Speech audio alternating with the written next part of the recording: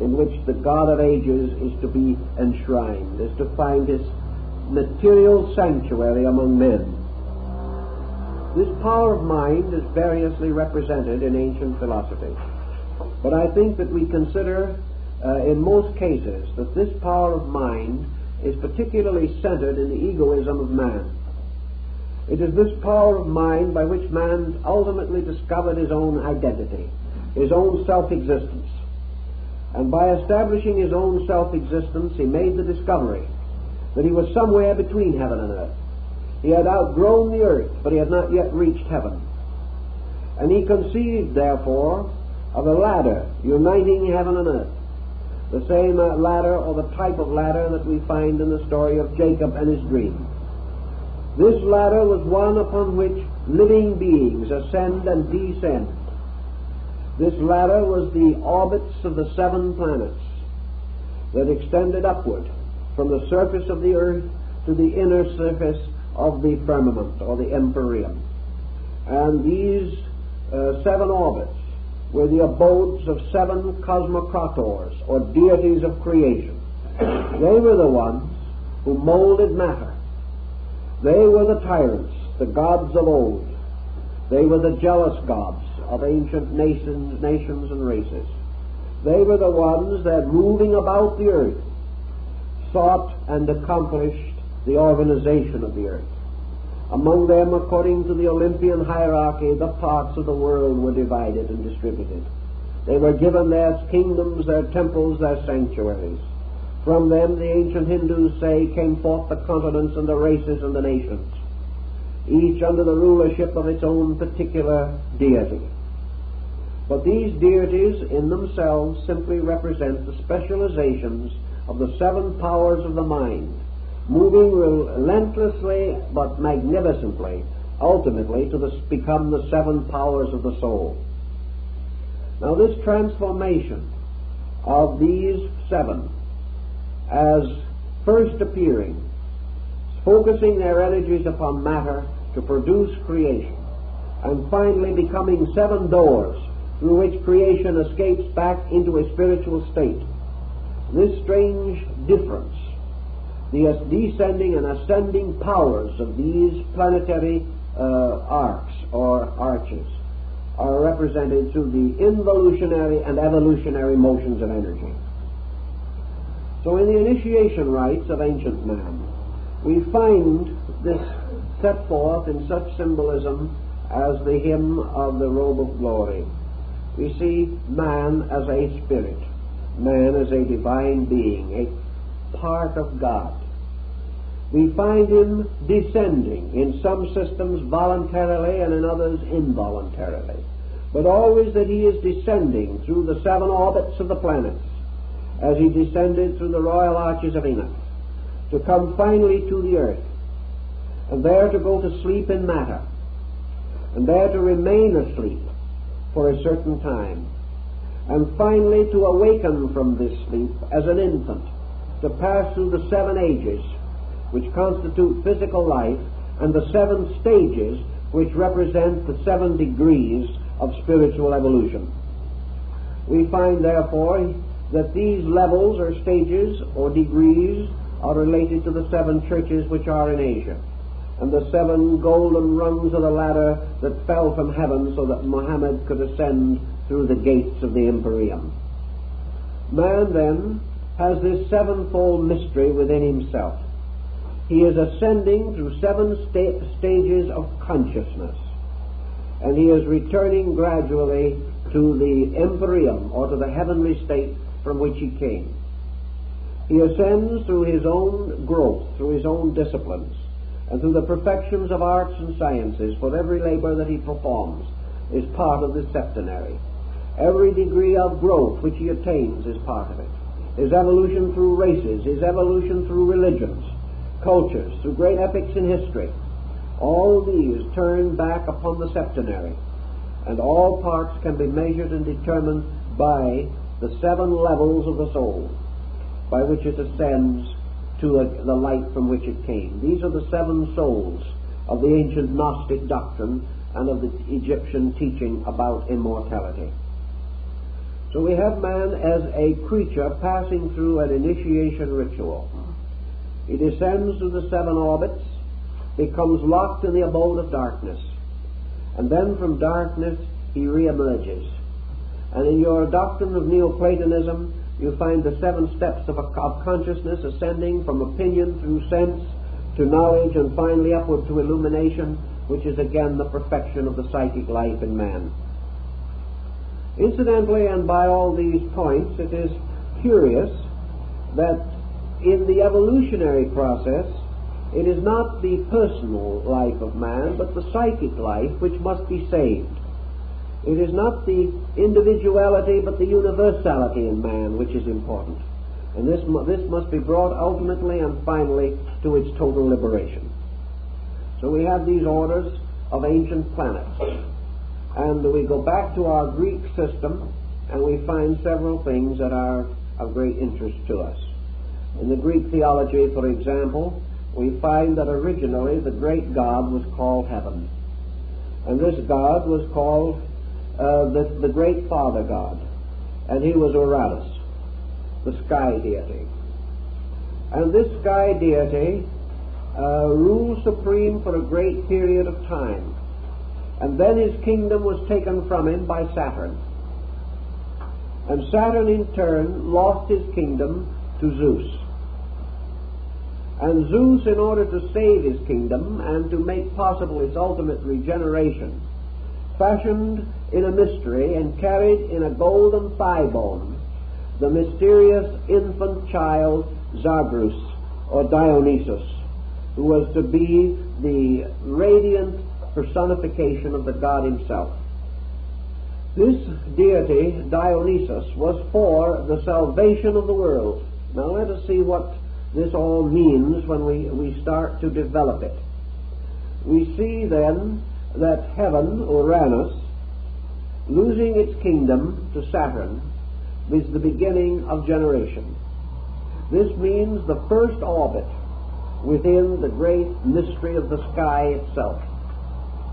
Saturn was the ancient one, the old god, Cronus, and for some mysterious reason the ancient named the outer orbit of the solar system in honor of this deity, placed the symbol of Saturn as the sign of the ancient one, Cronus, or time, and made this god the devourer of his own children. And Saturn, in order to preserve his kingdom, destroyed his children by eating them as rapidly as they were born. But finally, the wife of Saturn substituted a stone for one of the children, and this deceiving the god, Zeus was permitted to live. And Zeus in due time took over the kingdom of his father and fulfilled the ancient prophecy that was written in space. The legend here is rather obvious. Saturn is time. Time devours its own children. It devours everything which is engendered within it. Nothing that is born in time or of time can survive time. Therefore we have here a problem in substitution. By a subterfuge, something that was timeless was introduced into the pattern of time, and in this way Saturn was outwitted to produce out of itself or from itself the deity Zeus or Jupiter. Now let us go for a moment and remember that our ancients were not concerned with mere physical phenomena. What did Saturn represent? Saturn represented to the ancients supreme wisdom. Saturn was the ancient power that must ultimately also devour everything less than itself. Therefore all things that are born from wisdom must ultimately be devoured again by wisdom. This was the strange, abstract, contemplative wisdom of meditation. This was meditation from which things are born, but to which all things must return again. This was a kind of consciousness which engenders, but holding and possessing, always forces the thing which it has created to return to itself again and be dissolved. So Saturn, representing the beginning of creation, also becomes the symbol of death. For everything that is created must die. And everything that is born of the race of the Volsung in the Nordic mysteries is destined to the tragedy of the Götterdämmerung. All the heroes of the world must die, because they are the progeny of death. So anciently Saturn, or Cronus, was represented carrying the scythe of death, sometimes represented as the reaper, and often as an aged person, often as a skeleton. Saturn was then the devourer, the ultimate. Saturn was the beginning of motions which in themselves must end. Saturn was the beginning of separation, which is itself the supreme illusion and must lead ultimately to the end of its own existence. So Saturn plays many parts, often apparently in complete conflict with themselves, but always there is one underlying principle underneath, and that principle is that Saturn is strangely both beginning and end. Saturn is the hope and the end of hope. Saturn is death, and Saturn is everlasting life, depending upon the direction of the motions. For the ancients believed that from the rings of Saturn, souls were cast back into the empyrean or space. Saturn is the graveyard of all things, but it is destined, according to the Chinese, that all the earth shall someday be a graveyard. Everything that is mortal comes under the power of this Saturnian principle that is the absolute tyrant. And yet, by another mystery, one child escaped the destruction. One child could not be devoured by the god. And what was the symbol of this child? Why did Zeus survive? This is a very interesting and knotty problem in Greek philosophy and Greek metaphysics. But it seems that Saturn gave birth out of himself to one principle that could defeat himself. And the nature of this principle we have to find in the very processes of contemplation. For in the meditational mystery, there is in the state of illumination that power which can escape death, the power that is born of death but comes to eternal life. There is in the composition of all things that which is born but cannot die. This mystery is the mystery of the soul itself, for the soul is the only thing that has a beginning in time but an eternity of continuance. Such was the Greek concept, inasmuch as the soul, outgrowing the mystery of life, was alone capable of the experience of immortality. Zeus survived the strategy to destroy him, and in time became the master of the kingdom. Now Zeus at this stage represents the infantile aspect of the soul in its, we will say, in its potential, not in its potency. And Zeus becomes a kind of autocrat. Zeus becomes a very tyrannical thing, because he is the symbol of imagination, and because he has to do with the dream of creation. And from Zeus, in his dreaming and in his mystery, there come forth certain principles and powers. And one of these principles or powers is the horn Zagreus, which is carried within his father's thigh, the mother Semele having been destroyed by thunderbolts. And this horned deity is Mars. Now Mars, therefore, is the next in our order of descending planetary orbits from the sun, from the sphere of Saturn. And Zagreus in turn is Mars, or the dynamic energy of the Titans, or the titanic powers which force the world into existence. And the power of Mars is the power of will. Therefore, out of the experience, out of the mystery of imagination, out of the creative potency of Zeus, comes the symbol of will. Will as the directing force by means of which worlds are brought into manifestation and by which the objective life of man is maintained.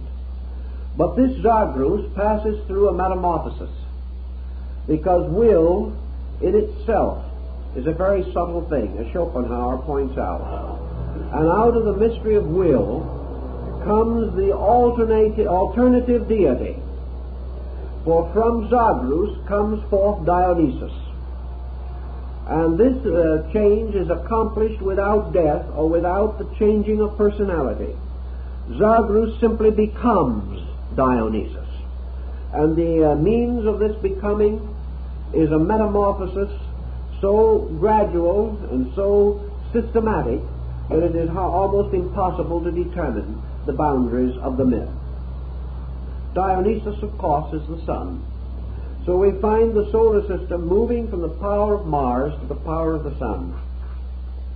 Now the sun, therefore, becomes a kind of regeneration or redirection of the power of will. And out of the will of the creating factor of Zeus, the will born of heaven, comes this other kind of will, which Burmese terms the divine will. The will of man, the will of nature, the will of the universe, to the achievement of the great spiritual mystery. The regeneration of will. The transformation of will from the force aspect to the compassion aspect. So that the great power to create things, to force things, to move things, is transformed from will to love. And love becomes a supreme power taking the place of will. And in this, Zeus gives his beloved son, transforming him from the will aspect to the love aspect. And as soon as this is achieved, Dionysus begins his great adventure which leads to his final tragedy. For it is the inevitable tragedy of love that it must perish. And love, strangely enough, dies for its world, or dies into its world. And in the mystery of Dionysus and his adventures, we have the focal point of the human ego. Dionysus becomes also the human spiritual entity, born of will and perfected in love. A creature created by a fiat of power, but perfected by a renunciation of power. So Zagreus and Dionysus become the polarities of will as power and love as redeeming power. Thus we have descended now through the four arches of the sky, the orbits of the planets Saturn, Jupiter, Mars, and the Sun. And we find the Sun placed midway in the septenary. This makes it possible for the Sun to be the fourth from below and the fourth from above, constituting a point of mingling. The Sun's location, then, corresponds almost exactly with the location of the heart and the human body, suspended between the two great focal points of creation and generation, and also the middle ground of the soul or psychic field. And the sun or the ego, standing in the midst of itself, standing in the middle part of the great septenary of the soul sphere, has the right and has the power to extend its rays upward to the contemplations of causes, or to descend with its rays into the underworld to become involved in the mystery of effects. If the sun falls into the underworld, it is there for 3 degrees or 3 days buried. For it descends through the orbits of the 3 inferior planets and is finally placed within the earth, which is the underworld. And in turning further downward, this new power, this power which we call the compassion or love of God, falls next into its reflection or negative correspondent, becoming involved in the mystery of Venus, which is like the Venusberg in Tannhäuser or Kundry in the Parsifal cycle.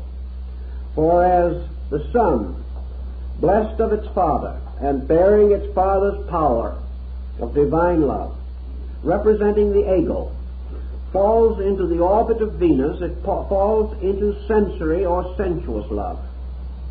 It falls into the personal out of the impersonal, for it is descending downward now into the mystery of illusion.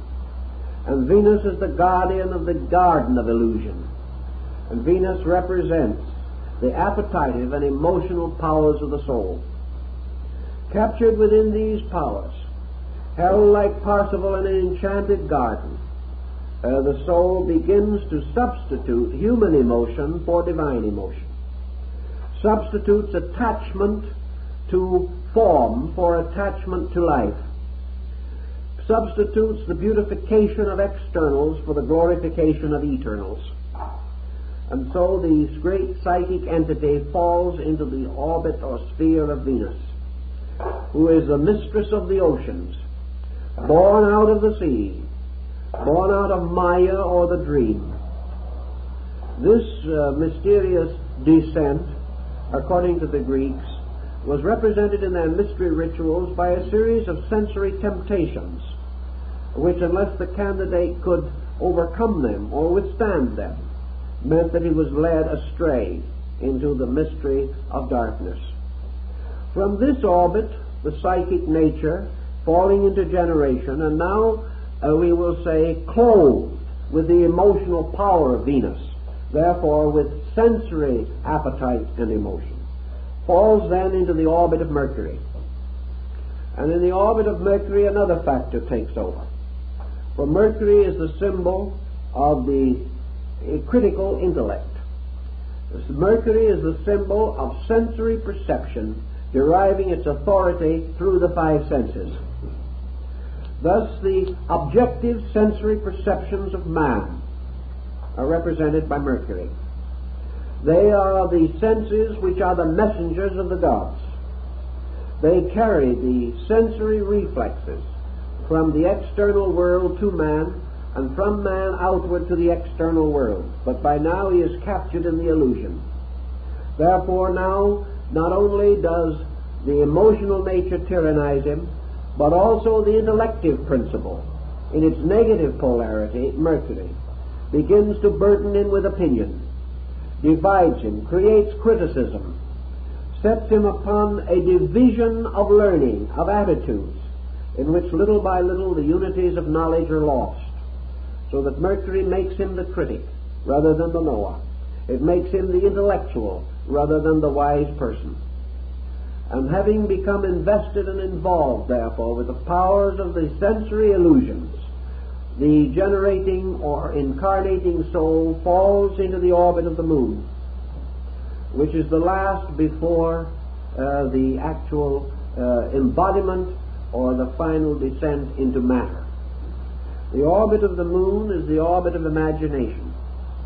Imagination, supported and sustained by sensory perception and the amatory principle of Venus, closes in upon the individual, limiting the soul more and more to a kind of life that emerges only from within itself, or as the ancient Greeks said, placing man totally under the tyranny of his own interpretation of things.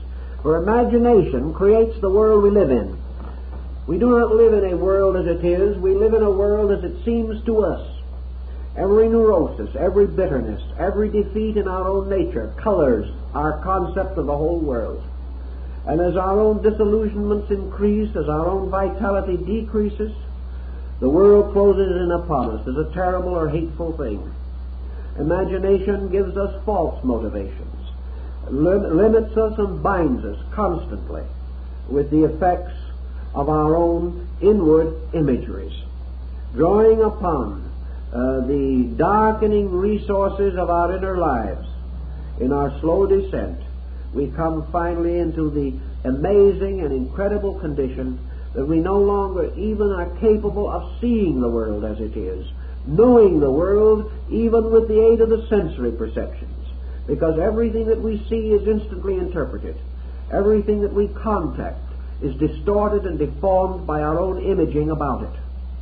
And so we finally land in a kind of personal universe in which each individual creates his own world in spite of the world he lives in.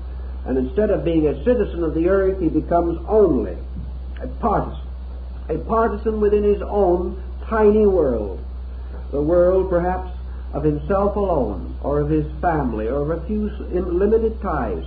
He loses complete sight of even the facts of the world around him, creating an imaginary series of facts that are valid only to himself, facts which are constantly subject to change because they are not real, because they have no foundation in abiding truth. And according to the Greeks, when this descending being reaches this point, it is coming very near and dangerously close to the final involvement. For the material world, which we call the earth, is surrounded by a kind of humid atmosphere. Thales was one who developed quite a philosophy of this humid atmosphere. But having reached downward now to the orbit of the moon, the soul is swept down into the humidity of the earth. And this humidity closes in upon it as water upon a drowning man. And once, as Heraclitus points out, that this humidity captures the descending being, it intoxicates it. And the peculiar fetid aroma of death which is on the earth, the strange world earth which is made of the rotting of things, as the ancients said, that as life crawled out of prehistoric slime and mud and the elos of the primordial sphere, so the earth itself is a strange kind of humid atmosphere, like that in a hothouse, where we have the smell of the earth and the strange steaminess of it. And the ancients said that this was a kind of atmosphere which, when the soul becomes immersed in it, acts like an intoxicating liquor. The soul becomes drunk or intoxicated, as we find in the myth of Cupid and Psyche, where Psyche, having been immersed in matter, can no longer walk straightly, but walks with a strange twisting motion, staggering about. This staggering of the soul in the humidity of the earth was said to lead it finally to the point where it drank the waters of Lethe and passed into total unconsciousness concerning its own nature or its own substance. And in this unconsciousness it is born into this world as a physical being, born unconscious. Not only born unconscious, but doomed to remain unconscious, not only through the childhood and infancy, but into maturity and old age, because consciousness truly must have escaped in some way from this humidity of earth, and if it does not escape, it is never able to express itself. Thus man, even in his maturity, carrying on the projects of his living, advances by staggering, advances in a strange circuitous route, advances like the crab, making one step forward and two sideways, never straight, because the soul is intoxicated by matter, and it wanders about, unable to extricate itself from the fumes and from the strange purgatorial mists that rise from the earth. Of course, this is the symbolic story as told in the mysteries, but the point of it is rather obvious, that the being, once enveloped and enmeshed in the substance of body, is locked within it, and being thus locked within it, struggles desperately to escape, but cannot find any way out of body. This was the beginning and end, essentially, of the doctrine of Socrates, was that man must discover a means of rescuing his own being from the strange humidity which we call ignorance.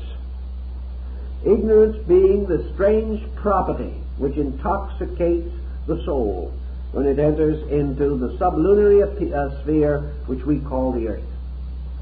So having brought the soul now downward in the mystery ritual, down the rungs of the ladder, we find man completely locked, yet with all this locking bearing within himself all the powers of the hierarchs from which he has fallen, also containing the mystery of the orbits of the planets through which he has descended. He has been locked by the 7 deadly sins, or the negative poles of these planets. He must now unlock them by developing the 7 cardinal virtues of the soul. He must ascend once more through the 7 churches which are in Asia, and he must open the 7 seals of revelation, and he must learn to understand the Vedantic mystery of the opening of the 7 chakras, or symbols of soul release, by which man ascends again into the abode from which he came. To make this ascent possible, the ancients say that institutions were set up in the world, and these institutions were in every case in some manner reminiscent of the universe. The temples of the ancient gods were built in the forms of constellations and of worlds, and the great forms that were used throughout were either the forms of man himself, representing in his structure, as Leonardo da Vinci points out, the measurements of the cosmos, or the great canon of rules by which the merits and values of all things may be estimated. Man himself, contemplating the productions of nature and the productions of art, is stimulated, according to the Greeks, by the dawn of memory. In other words, he must first of all activate the lower faculties of his own consciousness. From the moon he gained imagination. Imagination, by its abuse or misuse, cast him into matter, causing him to look downward, see his own reflection in the pool, and like Narcissus, perish trying to embrace the likeness of himself.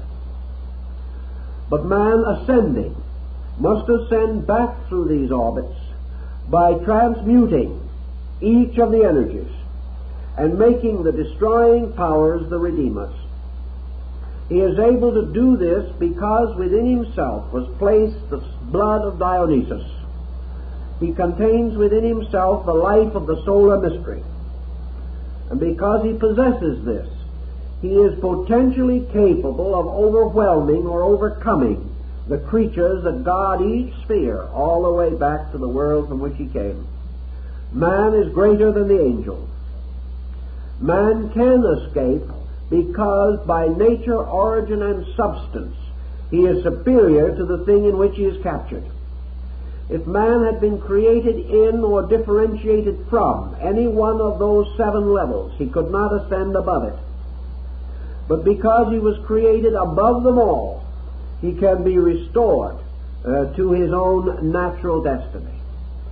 Because he was enslaved rather than created, he can be liberated rather than annihilated. Thus, that which is within him, being superior to the world, cannot die with it, but can be rescued or separated from death by the mystery of the ascent of the ladder of the 7 stars, the jewel of the 7 stars of Egypt, the mysterious ladder rising from the tomb of the Egyptian priest, upon which, on the rounds of which ascends the Binu, or bird of the soul. So man's locked within matter, finding locked also within himself the 7 lights of the candlestick and the 7 mysterious angels before the throne. He discovers that within him are the 7 powers which imprisoned him, and each one of these powers, through cultivation, becomes a liberator. Therefore, man, to redeem himself, must redeem the 7 powers of the planets. Thus, in the ancient alchemical mystery, the philosopher's stone was composed of the substance of the 7 planetary metals, which, when properly brought together, or purified, or redeemed by rotations, as they were called, would ultimately produce the elixir of life, the philosopher's stone, and the universal medicine. So, coming back up, man discovers that imagination is to be now his leader. He must redeem imagination. And this redemption of imagination is perhaps one of the labors upon which man has worked from the earliest periods of history. He has been trying to use this strange formative power within him to ennoble rather than to destroy. He has sought to escape the pit that we are in today and make out of this neurotic instinct the great creative agent, the magical agent of liberation, as Paracelsus described it.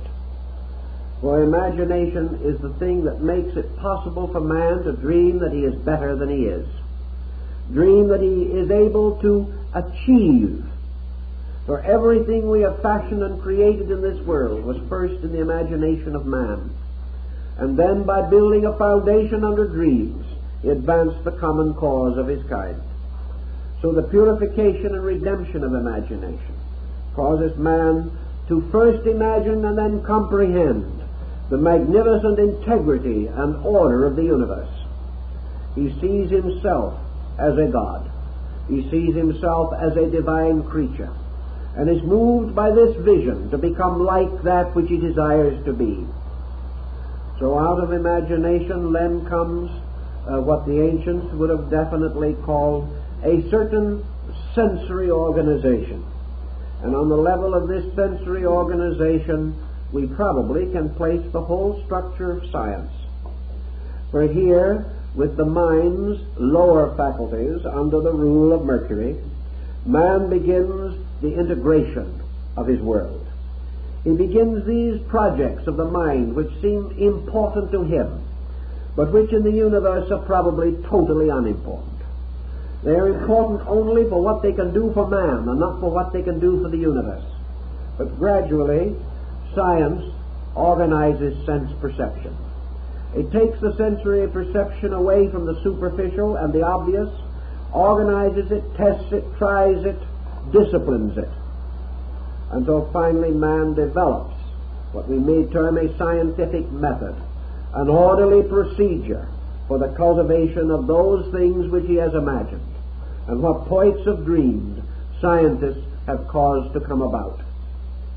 And having therefore organized, integrated, and made methodical the faculties of sense perception, man can now use them for liberation rather than for bondage.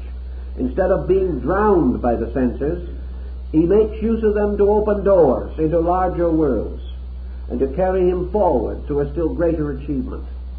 And in this achievement and in all these problems, he runs against an obstacle. For sense and imagination both run against the obstacle of ambition. And ambition is a powerful passion. Ambition is one of the powerful emotions associated with the negative pole of Venus. It is not ambition just to be great. It is this ambition which is the true passion of the soul, by which it is driven. And this driving of the soul by emotion leads it first to disaster and finally to redemption.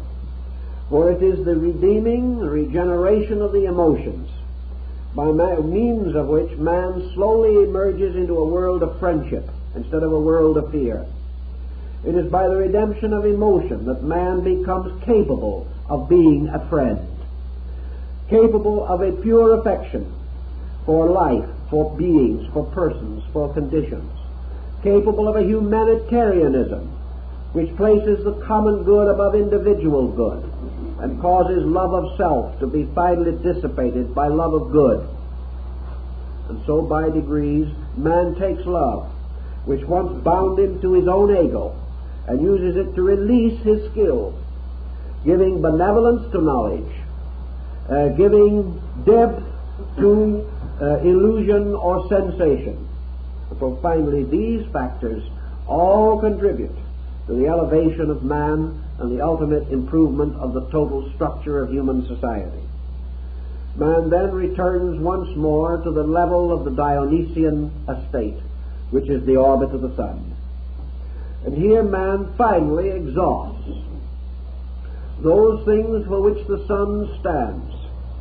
For the sun not only represents the source of life energy, but because it is a center of light in a field of light, it represents the primary factor of individuality. Individuality is the root of egoism. Individuality is the power of the individual to see himself, know himself, and determine for himself.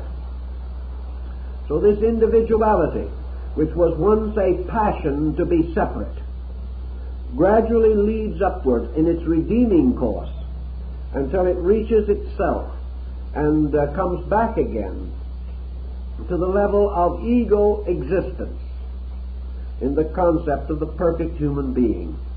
The individual who has carried self as far as self can go, and having so achieved, and having brought self to its human destiny, the individual must go on beyond self. Man, having achieved the orbit of the sun, according to the ancient rites, had attained his potential humanity. He had transformed this potential into a potency. He was a human being. Until he has made this ascent and achieved this end, he is not truly human. Therefore, he must attain his humanity by passing through the cycles of the mysteries. The lesser mysteries being of those planets which are below the orbit of the sun in the ancient system. Having attained, therefore, to the substance of his own existence, man is instinctively and immediately moved by another consideration. The moment we become fully aware of self, truly aware, we must become aware of the relation of self to other things. A man, having attained to selfhood, discovers that it is not the end, that it is not sufficient that man should be alone. It is not good for man to be alone. It is not good for the individual to simply be himself, even though that self may be a rich and luminous experience. So man continues to expand upward into the heroic state of the Greeks. And in the heroic state he comes again into the influence of Mars, now upon the ascending order.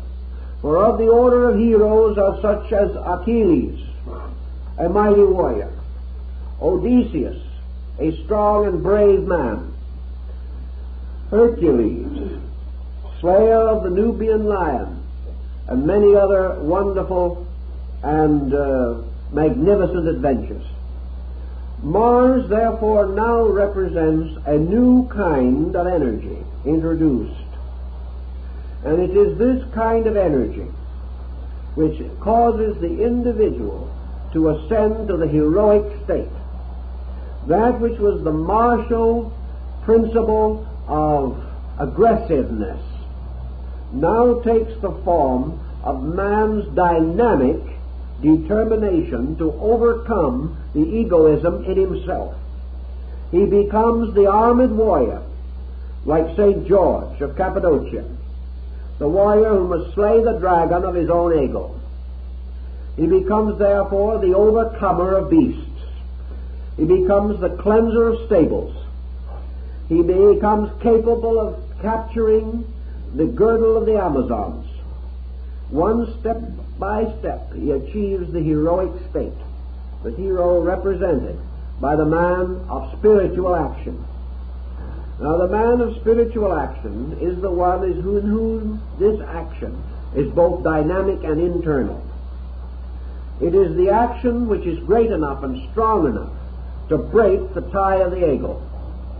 And so, like the mysterious story of Alexander, the hero cuts the Gordian knot, and in that way escapes the confusion which binds and holds the ordinary mortal. The heroic state, then, is the state of the redeemed Mars, where it makes the hero of the world. It makes the conqueror who conquers not with the sword, but with the light of truth. It is the individual who has the supreme heroic power to conquer self, and to take the sword of swift detachment and cut low the mystery of illusion. It is consequently this strange conflict of Siegfried the Dragon Slayer. It is the hero self now, as the armed and plumed warrior, who turns upon illusion, and with the pure power of the heroic consciousness overcomes it. In the Greek legend, therefore, those who thus overcome and thereby achieve the reversal of the curse placed by Zadrus in the descending order, these who then ascend are reunited to the demiurgus Zeus.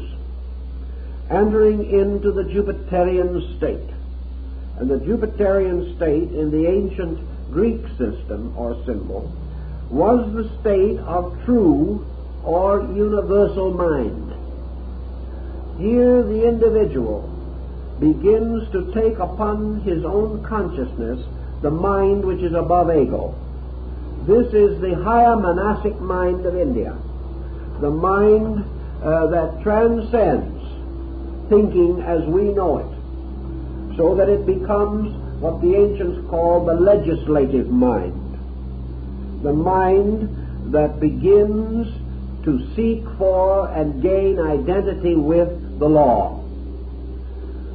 Thus, the mind on the level of Zeus is mind consciously identified with universal law, for it is by law that Zeus brought forth the world, and it is by law that man folds up the world again and puts it away. It is this power in himself by which he is able to penetrate the world and to achieve identity with the laws that govern it, and in so doing to attain the deitic state of the higher Eleusinian rites.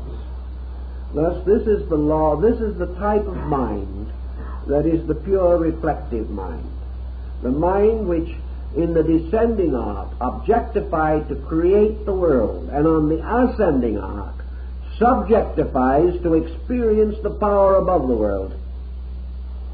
Thus it becomes the abstract or creative aspect of mind.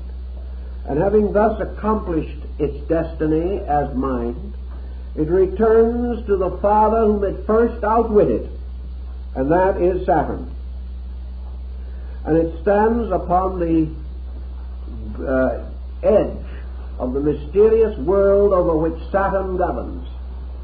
And man, as a being, comes finally into conflict with the ultimate adversary, time. He comes into contact with the ultimate thing that says to him, you must either be created and die, or you must escape creation if you would live. You can rationalize, reason, and create with the mind, but still you will die. The mind will grow tired, the mind will grow weary, and there will be gods that will take away your kingdom, no matter how wise you are. As the wise Greek once said to Croesus, the richest of kings, who said, I have more gold than anyone in the world. And the stranger said, yes, your majesty, but a man with better iron will take it all. And no matter how far we go, according to the Greek cosmological concept, we come finally to the arch of Saturn, where the keeper of time and eternity awaits us. Man, to elude Saturn, or to evade, or to fulfill, or to pass through this mystery, to escape from it in some directional manner, must therefore face the mystery of death, the mystery of time, the mystery of existence.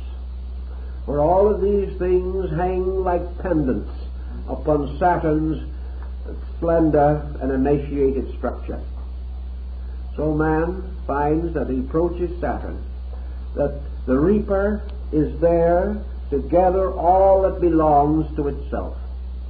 And as Saturn is the father of generations, and is the one from whom all the seven mysteries of existence are suspended, Saturn can claim them all, take them back one by one, and only that which can survive the loss of the seven parts of the personality can survive. So the aspirant, the dreamer after the mysteries, then comes to the realization that the only way he can save his life is to lose it. That the only way that he can gain everlastingness is to free himself totally and completely from the illusion of existence. This would be equivalent to the Buddhist nirvana. This is equivalent to the absolute samadhi of the higher Vedanta. Actual consciousness on the Mahaparinirvanic plane. So here the being has to make the great decision of the total renunciation of all the things that Saturn can claim. And Saturn can claim everything that belongs to us, including ourselves. But the thing that Saturn cannot claim is that which belongs to Uranus, the lord of the sky. For Saturn is the son of Uranus, and he cannot claim the father's part. So the only thing that man can take away beyond the orbit of Saturn is the mystery of heaven itself. And in the Eastern tradition, this means that at the gates or on the mysterious rings of Saturn, all forms, physical, mental, psychological, must be dissipated and cast back into the great reservoir of substances from which worlds are fashioned. The only thing that can go on is pure heaven, which means the pure, unconditioned consciousness of man. This consciousness then returns to the great Father of all, and from the great Father, Uranus, it is restored in due time to the mystery of the constellations, and it comes into another life above the firmament, a life which, as Buddha points out, because it is positive, whereas all our living is negative, is unknowable to us. Because what we call wisdom is only a degree of ignorance. What we call happiness is the least degree of misery. What we call security is the least degree of insecurity. The positive facts of all of these things elude us, because they are all captured within the cycles of illusion which constitute the seven mysteries of the soul. Man, however, as a pure consciousness being, comes to Uranus. And in your astrological mystery, Uranus is the will of heaven, the divine will, the absolute authority of the universal energy consciousness itself. So man, escaping finally through the mystery of the arches and the arcs, comes to the eighth above sphere, which is the sphere of heaven. And here, as the golden verse of Pythagoras tells us, he becomes a blessed God, no longer susceptible of death. This is how your astronomy was made to become the instrument of a theology which has been scattered throughout the universe as we know it, throughout ours at least, and by means of which we have a skeletal form in practically every system of philosophy and ethics that we know. This mysterious descent and ascent of the ladder which unites heaven and earth as a series of moral qualities. And as our time permits, we will go into it a little further, but I guess that's about all we can do now.